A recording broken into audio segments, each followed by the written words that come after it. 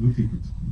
Non, mais merci d'avoir accepté parce que en fait, je viens régulièrement au Méliès et puis j'ai déjà présenté en fait pour ceux qui viennent au Ciné-Club aux frontières du Méliès justement un autre film de Kim Ji-woon qui est J'ai rencontré le diable. Donc une virée totalement sanglante et violente.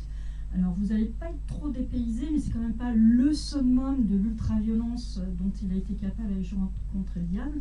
Et toujours est-il que là, vous allez voir un film de genre assez musclé et assez sanglant par certains des aspects. Et en fait, si j'ai proposé de présenter en fait, le film de ce soir, c'est parce qu'on met toujours en avant les metteurs en scène, cinéastes hommes ou les techniciens hommes, par exemple les directeurs photo. Mais je voulais surtout en fait, faire connaître, rendre visible le travail de techniciennes, artisanes, artistes, de femmes qui comptent dans l'industrie sud-coréenne.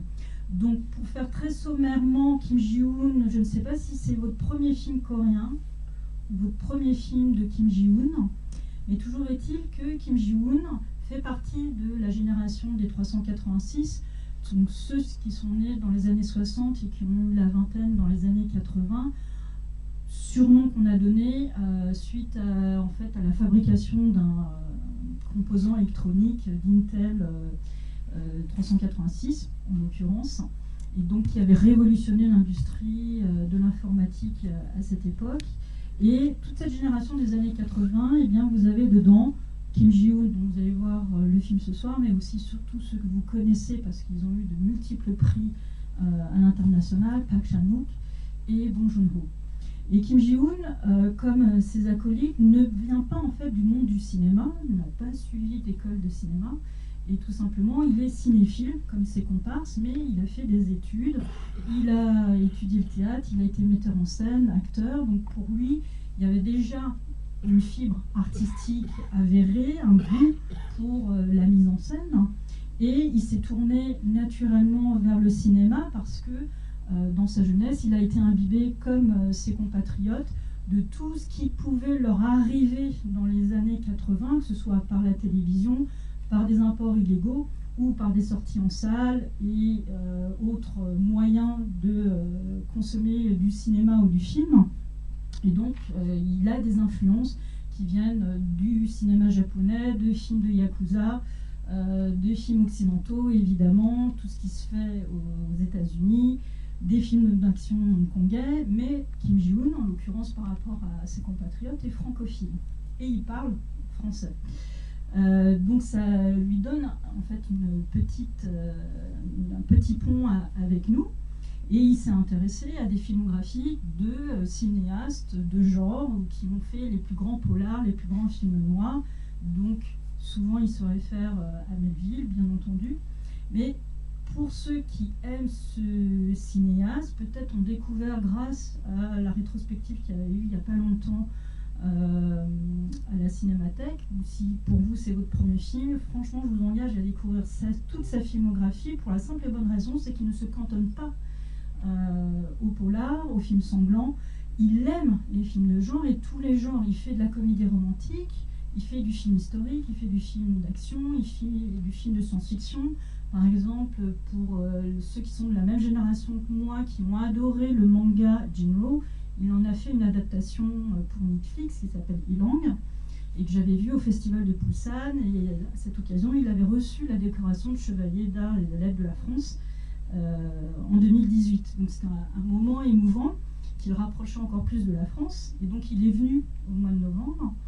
Et j'avais suggéré en fait aux salles qui programmaient ces films de déplacer un petit peu le curseur sur sa personne et de parler un peu de ses collaborateurs et de ses collaboratrices. Et donc c'est ce pourquoi je suis là ce soir, c'est que j'ai envie de vous parler de Yoo Song-gi, qui est en fait une directrice artistique dont vous connaissez peut-être pas le nom, mais vous connaissez forcément son travail si vous aimez le cinéma sud-coréen et que vous aimez les films de Park Chan-wook ou de Bong Joon-ho. Là, sur A Bittersweet Life, c'est son 5e long métrage, mais juste avant, elle avait commencé dans les années 2000, alors 2001 avec Flower Island, et surtout ceux que vous avez entendu parler ou que vous avez eu la chance de voir en salle, puisqu'ils ont bénéficié d'une sortie en France et de réédition en version restaurée.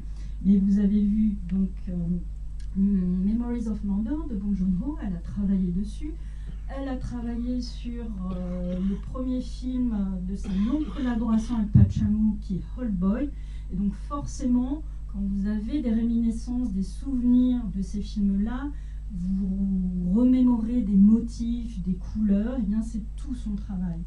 Il y a un film sur lequel aussi je voulais mettre l'accent, qui est No Blood No Tears de Yoo Sang-wan, qui a bénéficié d'une édition vidéo il y a quelques temps, donc c'est un vieux DVD. Et quand il est venu début novembre, il me l'a dédicacé, il était très content que je sorte ça de mes archives, parce que c'est un film de gangster de femmes. Donc si vous aimez les films de mauvais genre, eh bien, je vous incite à le découvrir. Il est en occasion, dans le quartier latin, facilement trouvable, il y a encore plein d'exemplaires. Et Yoo Song-gi, eh bien, elle a fait ses armes avec ses grands maîtres du cinéma, et c'est une femme de caractère, elle a su s'imposer. Et c'est toujours des négociations, des discussions avec ces grands metteurs en scène pour pouvoir affirmer un point de vue, une ligne, et donc décider d'un concept artistique. Et là, en l'occurrence, pour Bitter Sweet Life, le concept artistique qu'elle voulait lui proposer, c'est, peut-être vous ne le savez pas, vous l'avez supposé, ou vous en êtes aperçu, mais les Asiatiques ne sont pas très très extériorisés au niveau des sentiments et de l'affection. Donc il faut trouver en fait des subterfuges, des truchements pour montrer les émotions et les sentiments des protagonistes. Donc ce qu'elle propose à Kim Ji-woon pour ce film, c'est de se dire, le protagoniste, Sun-woo, comme il est censé être impassible, invulnérable et que rien ne l'atteigne, comment on va essayer de faire adopter son point de vue par le public. Et donc ça a été tout un travail de conception sur en fait les décors. Donc il y a 4 leviers qu'elle a utilisés.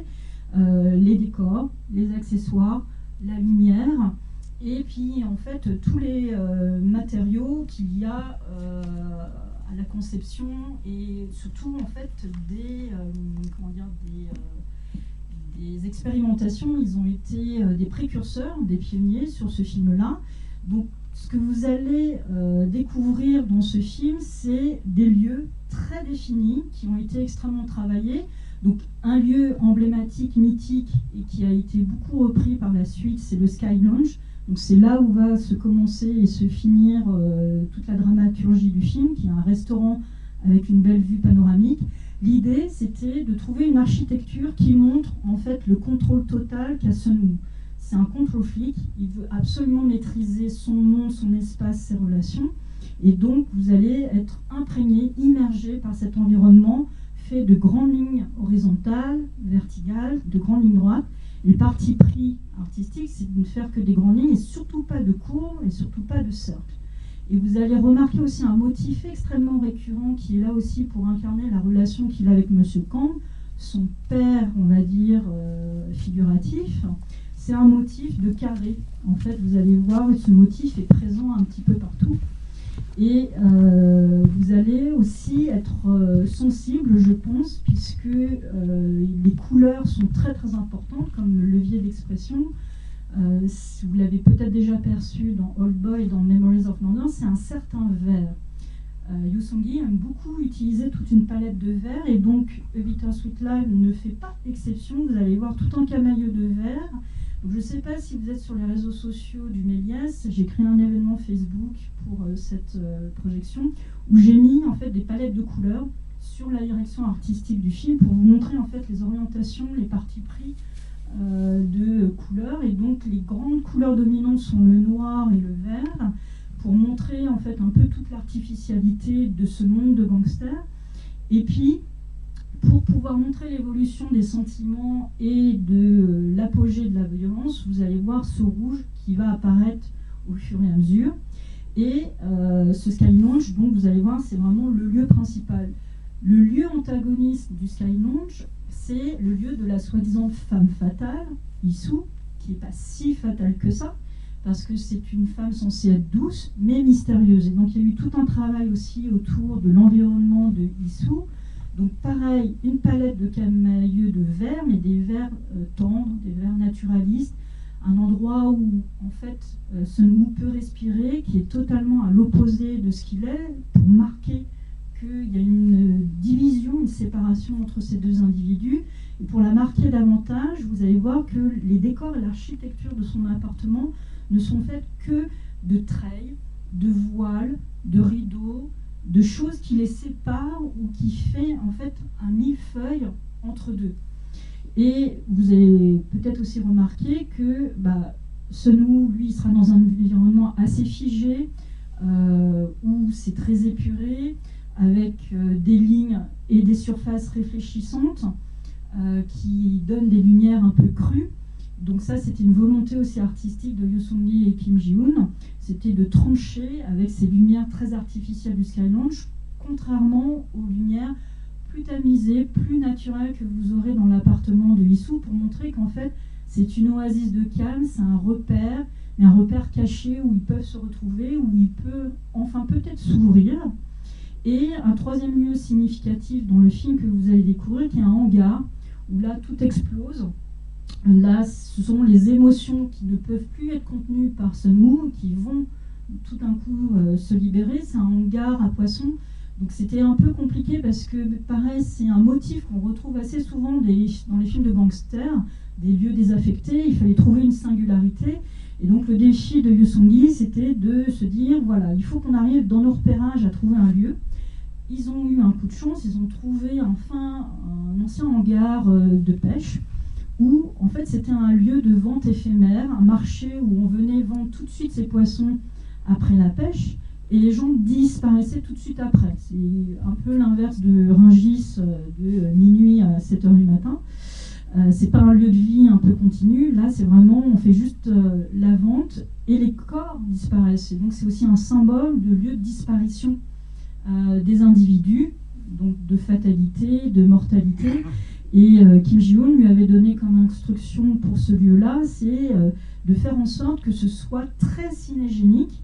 Donc ils ont construit davantage de murs ou fait davantage de trous dans ce hangar, qui devait adopter un ton gris monochrome pour dire que c'est le lieu de passage entre le paradis et l'enfer. Donc, vous l'avez compris, le paradis c'est l'oasis chez Lee-soo, et l'enfer c'est le Sky Lounge. Et de montrer en fait ce petit passage où vous aurez les plus belles scènes d'action.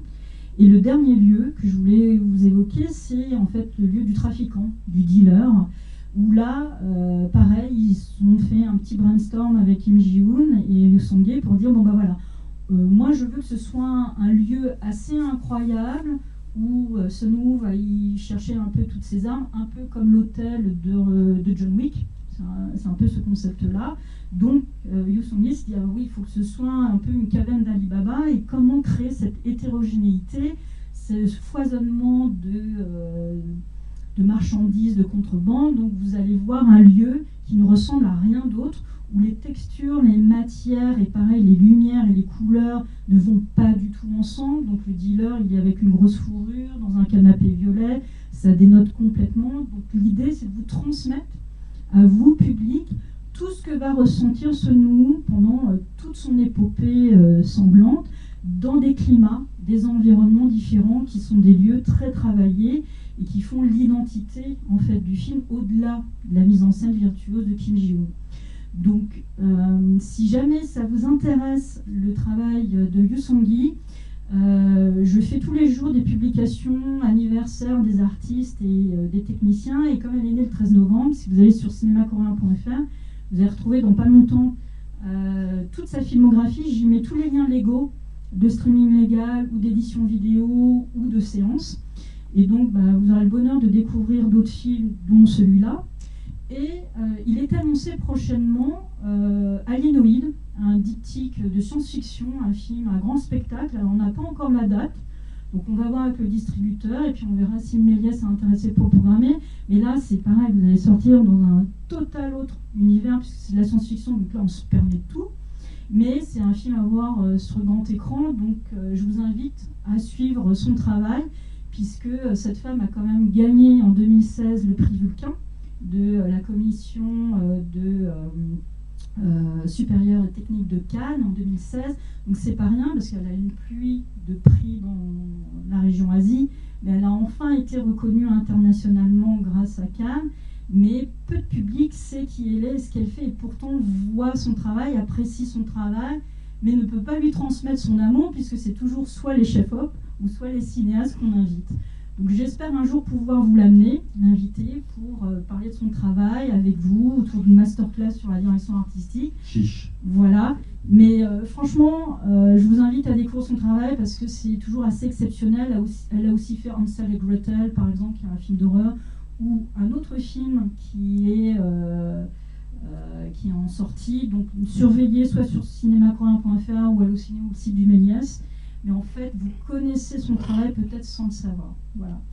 Je vous souhaite une bonne soirée, une bonne séance. Et puis, si vous êtes sur Facebook, n'hésitez pas à laisser votre avis, à me dire si vous avez été conquis par l'illusion qu'a fait le travail de Russonguet. Par exemple, la vue panoramique dans le Skylon, c'est pas une vraie vue panoramique, c'était une expérience, c'était le premier Panaplex avec des photos. Donc, si vous êtes conquis et que vous avez été bluffé, tant mieux, parce qu'elle y met beaucoup de cœur et beaucoup de travail pour vous impressionner. Voilà.